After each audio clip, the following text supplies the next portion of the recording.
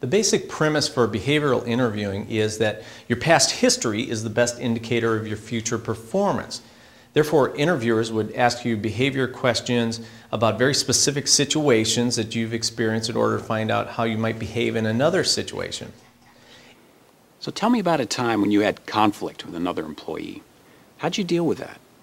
That's a really good question. My personal approach is to avoid the causes of conflict. I recall a time when I had an employee who would constantly come in late, take long lunches. He was rude to his fellow coworkers, on the phone constantly with personal phone calls. I had to have him come into my office and sit down and gave him some positive feedback on how he could make positive changes to become a better and more productive employee. Okay, so how would you deal with a given customer complaint? The first step is to listen to the problem.